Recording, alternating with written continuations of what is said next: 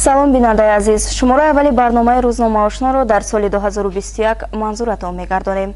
Дар ҳафтаи аввали соли нав рӯзномаи ҳафтаномаҳои кишвар бо навигариҳо ва мавзӯъҳои ҷолибу хонданӣ аз чоп баромаданд.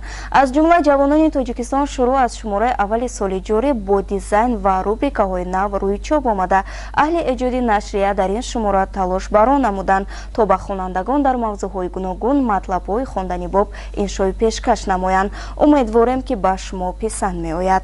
моро пайгир бошед. рӯзномаи ҷавонони Тоҷикистон дар саҳифаи сеи худ аз натиҷаи фаъолияти шурӯи олимони ҷавон дар соли 2020 гузориш омода намудааст.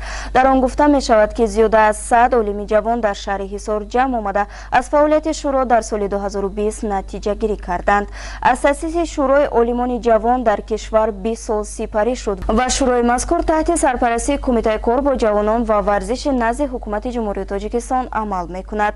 Киҳо аз нав ба ҳайси раис, муовинҳо ва котиби шурӯъ интихоб шуданд, аз рӯзномаи ҷавонони Тоҷикистон пайдо карда метавонед. Тоҷикистон ватани азизи ман аз худсанҷӣ то соҳиби шоҳҷоиза. Ин номи матлабест ки аз ҳаёту фаъолияти ғолиби озмуни мазкур дар соли 2020 навишта шудааст. қаҳрамони мо то ба ин ҷода расидан кадом зинаҳоро тай намуд? Шумораи якуми мо дар соли 2021 кӯмакатон мекунад. аз рӯзгори ҳамватанони бурунмарзӣ.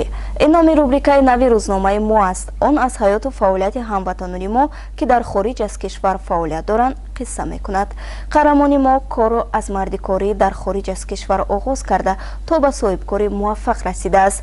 ӯ ба дигар муҳоҷирон пешниҳодҳои муфид намуда таъкид мекунад ки миллату давлатамонро дар миёни дигар халқиятҳо ба таври шоиста муаррифӣ намоем. сирри ногуфта.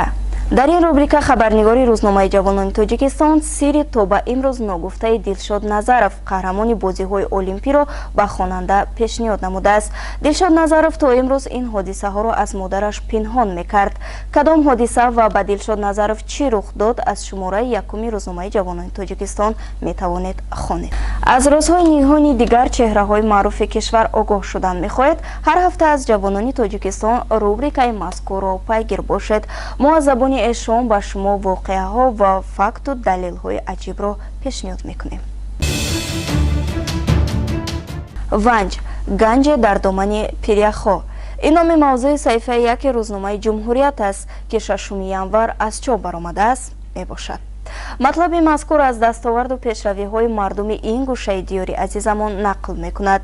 дар он навишта шудааст ки нахустин пули нақлиётгузаре ки аз болои Ванҷоб дар шоҳрои байналхалқии автомобилгарди Душанбе Кулоб, Дарвозхоруқ, Мурғоб Қулма бунёд гардид, иқтидори борбардориаш зиёда аз 60 тонна, дарозиаш бештар аз 130 метр ва паҳноияш 12 метр мебошад. ин пул аз зеботарин иншооти роҳи дар Бадахшон аст. тулӯи чеҳраҳои нав. муҳовараи раиси озмуни ҷумҳуриявӣ Фурӯғи Супидоноӣ китоб аст. мусоҳибаи мазкур дар саҳифаи 2 рӯзномаи ҷумҳурият ҷо дода шудааст. дар он омадааст озмуне ки бо ибтикори пешвои фарҳангоҳари миллат муҳтарам Эмомалӣ Раҳмон баргузор гашт, бори дигар ҳақиқати тарихиро собит намуд ки синоними вожаи тоҷик китоб, дониш, илм аст. варзиши тоҷик. аз ноомадиҳои коронавирус то ҷоми пешвои миллат, таълиму тарбия раванди ҷудонашавандаанд. ин ва дигар мавзӯъҳоро аз шумораи рақами 3 рӯзномаи ҷумҳурият пайдо карда метавонед. нашрияи садои мардум ба муносибати 30-солагиаш ин ҳафта дар ҳаҷми 8 саҳифа аз чоп баромад. дар он таманиётҳои роҳбарони вазорату идораҳо ва чеҳраҳои намоёни кишвар ҷой дода шудааст. фурсатро истифода бурда аз номи ҳайати эҷодии рӯзномаи ҷавонони Тоҷикистон аҳли эҷоди нашрияи садои мардумро ба ин санаи фархунда табрик намуда дар корҳояшон барору комёбӣ таманно мекунем. истифодаи дурусти захираҳои обӣ, кафолати таъмини муназзами нерӯи барқ. ин маводи меҳварӣ ин ҳафтаинаи ҳафтаномаи минбари халқ мебошад. муаллиф таъкид намудааст ки на танҳо дар тоҷикистон балки кулли давлатҳои ҷаҳонро масъалаҳои муҳиму ҳалталаб пеш аз ҳама тағйирёбии глобалии иқлим, таъмини бехатарии озуқаворӣ ва истифодаи самараноки захираҳои оби энергетикӣ ба ташвиш овардааст.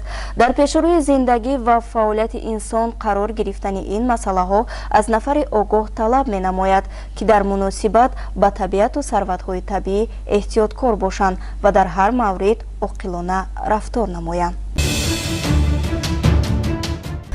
нақбҳои тоҷикистон чӣ, кай, дар куҷо?